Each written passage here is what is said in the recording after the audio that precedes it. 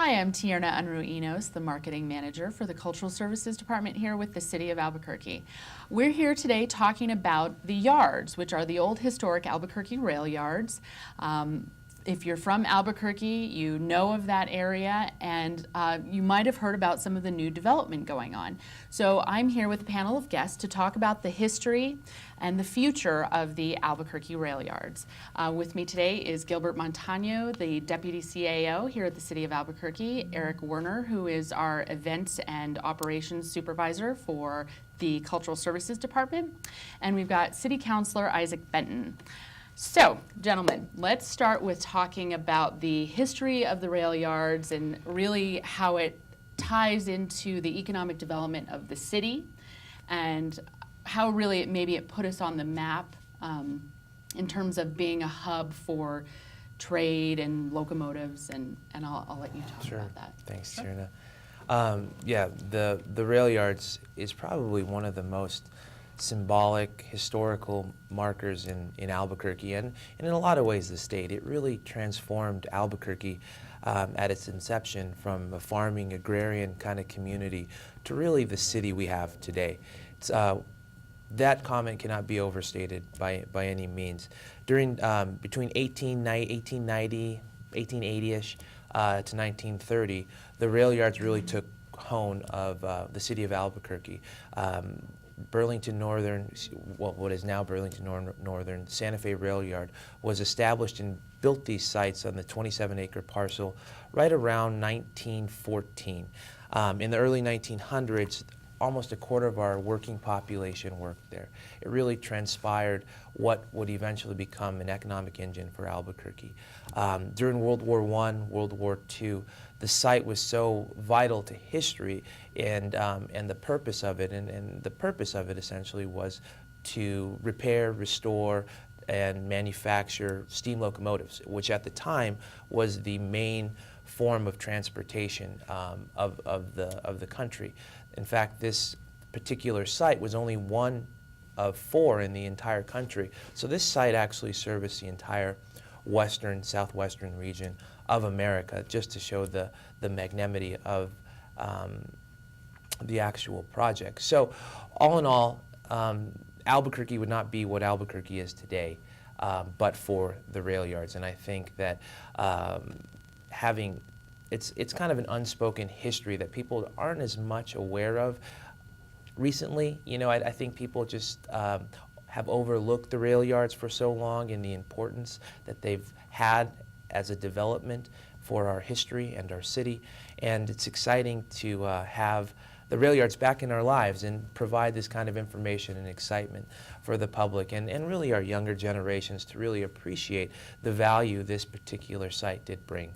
So you talk about this steam engine locomotives, and this place was built to repair and for these locomotives that were passing through New Mexico on a trade route, or were they and passing through to other parts of the country? Yeah, you know, it was a couple things. You know, the steam locomotive technology was the most advanced at the time, but there was a lot of maintenance required for the steam locomotive engine. In fact, every 400 to 500 miles these trains traveled, they would have to be cleaned out essentially with some of the debris and soot and whatnot that developed. And that all happened here. Every 100,000 miles, which would essentially be once or twice a year for these trains, they'd have to have a complete overhaul. So there's a significant maintenance required for these shops, a lot of manufacturing of parts. So it would almost be as important. What I'm getting at is that it was trains that passed through, but it was also the main hub for servicing of all these trains to continue to function. Okay. And would that then also be part of the reason why it shut down when it did, was because of the steam locomotives, and we, as a country, you know, as an industry, stopped using the steam locomotives? Once the diesel engine was established and utilized and you know, overwhelmingly took over the steam locomotive resource. And I believe the rail yards carried on to that function to the mid-50s. And then in the 50s, it essentially really started becoming more of a repair shop for the railway system and a lot of storage facilities. And I think it was around the 90s that the actual site actually completely closed down. But essentially, the peak of the rail yards being used was between the 1910s to probably the 1940s, in between that time, and it was a hustle and bustle kind of area. Okay. And so they really pared down their operations, and they essentially shut its doors, and it was boarded up in the 90s. And so when did the city purchase the property? The city purchased the property in 2007. Okay. 2007, we acquired the property. It was, I believe, $8.8 million purchase price. I defer a little more to Counselor if I'm wrong on those. Please let me know. It was utilizing several different resources: state funds, grants, city workforce housing money, other general obligation bonds I'm certain of, and it was really. Do want to give a lot of credit to Counselor Benton for really leading the charge on purchasing this historic facility. I think it was a sad day for a lot of people to reflect on the tearing down of the old Alvarado Hotel, and I think there was some concern that something as unique and exciting as the Railyards could go down that path. So it was vital and appreciated that the city did make the investment back in 2007 to purchase this property and continue to hopefully rebuild and bolster the significance this property once established and the history that it takes on. So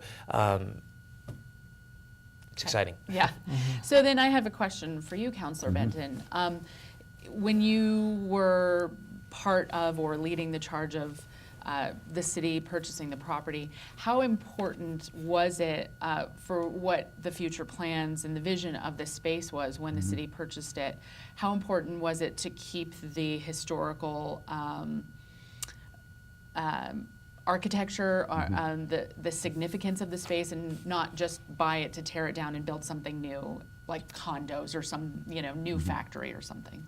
Yes, well, the preservation of the historic buildings was a key part of the legislation when we purchased it, and when we there were various pieces of legislation, of course, that put the funding together to purchase it. But ultimately, once we did own it, we created a process that was legislatively worked out that said that historic preservation was a very important component.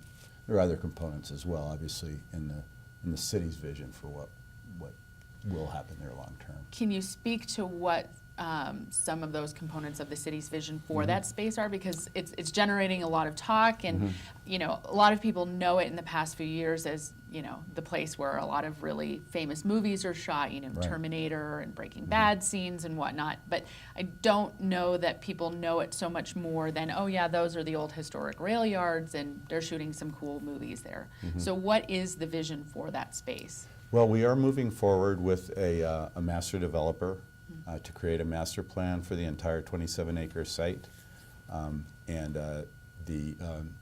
concurrent with that, to develop a master planning agreement with that developer. So those are all things that are in the works, and we have a Railyards advisory board that was also created by the legislation that's got a lot of good community representation, and I think has been very effective in gaining surrounding community acceptance of the plan, because of course whatever happens there will impact the neighborhoods nearby.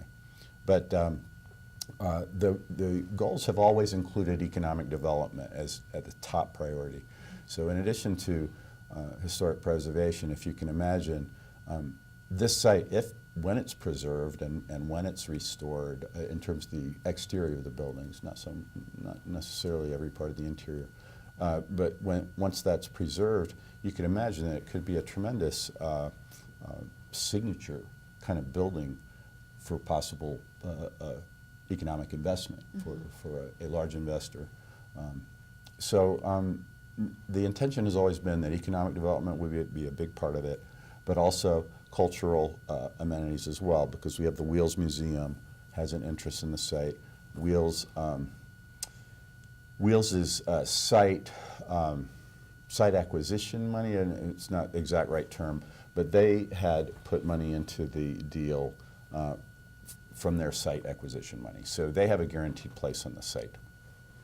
So we expect that there'll be cultural functions as well, that, the local, the Historic Railroad Locomotive Society, we're looking at possibly having a place for them down near the old turntable where the roundhouse used to be. Okay, and can you talk about some of the development that's happened thus far? Because again, when we speak about, I'll call it the historic Albuquerque Railyards, but we've sort of gotten a new name. We're calling it the Yards. If you've seen the really beautiful neon sign that's there on the front of the blacksmith shop. So can you speak to some of the development that's happened so far? Well, the big development that's happened thus far is the opening of the first building for public use, and this is the one where we have the neon sign in place, and a little under $1 million, I guess, was spent to make the site and the building occupiable by the public. So we have our first foothold for the public to really enjoy and be on the site. Now, most of the buildings, with the exception of that one, are really not ready for public occupancy. Right, when you say almost $1 million for one small building, then you really understand the enormity of the That's right. project and how it's got to be done in phases. Exactly. And, you know, it's going to take a while. Right. This is not something that's going to happen next year. And that expectation, as far as the vision, right, is that it will evolve. Yep. No site of this magnitude and historic preservation project of this magnitude will occur all at once. It'll be in pieces, and hopefully as the market bears, but also as public interest grows, I think. Yeah. So speaking of the public and the public interest, Eric, I know that your division within Cultural Services is working with planning some different events and taking in requests from the public to have their events there. Sure. So can you talk about, we had our large grand opening event pretty recently there. So talk about that event and why you had it there and what you were hoping the public got out of it, because it was a free event that the public was invited to, and what people might be able to expect from this space that's open to the public right now. Sure, of course. As you mentioned, on September 27th, we did have our the Yards grand opening party, and specifically it was the renovated blacksmith shop. And myself and my team, along with Gilbert and a whole group of other people, were brought in at the very beginning to talk about what would be involved on making this a viable event space. And as we rent Civic Plaza as well and have other event spaces, you know, that's kind of where I came in, and so we worked very closely with construction as they went along, and the event that we had, the grand opening event, we sort of called it amongst ourselves a little taste of the Yards, because what we did is we tried to show all of the different types of events that could happen there. I mean, you call it a little building there, but it's Right. a pretty Yeah. it's pretty huge once you get inside there, Right. and the industrial feel was kept, and that's, I think, a really strong attraction to a lot of the people who came in. And we had approximately 2,000 people who came through the doors that night, and it was for nothing else than to just see what the space was, and it was really cool. We had a great official lighting of the Neon Yard sign, and it's visible, but inside we had a car show, and we had live music with bands and entertainment, and just dance groups and food trucks and entertainment for the kids. And it's just it's such a great space that we think it can be used for such a variety of different options for people to come in. My division is we're planning on having some city events that go there in the future, some potentially even some music events, some art events. I know the mayor is very big on, you know, car shows there. And in addition, we will begin to rent it out as an event space for outside people. And the requests that we've had is kind of across the spectrum. People would like to have their weddings there, farmers markets, you name it. So when will that space be open for rentals? At this point, we're looking at spring of 2014. There's a couple amenities that we're waiting to get, but again, we're already accepting calls. It's just once we get everything locked down, we can begin to start renting the space out. And I can say at this point, you know, we've only recently done the kickoff event, and interest level is very high, because so many people as you said earlier, and this includes myself, have only seen the building from the outside and the curiosity level of what it's like inside. And the fact that they took that blacksmith shop and they kept, you know, the old school feel of it. We actually had kind of a steampunk group come in there, and they were very excited about, you know, possibly doing a convention or something of that sort. So that's also keeping in some of the future plans and incorporating new things in there, and then also keeping to the historical preservation of the space. So I really want to thank you, gentlemen, for being here today and talking with us about the history and the future plans and what you all can look forward to with the old historic rail yards. Feel free to call the Cultural Services Department. Our number's on the screen. It's 768-3556 if that space is of interest to you for any future events that you might have in 2014. I'm Tierna Unruinos, and have a great day.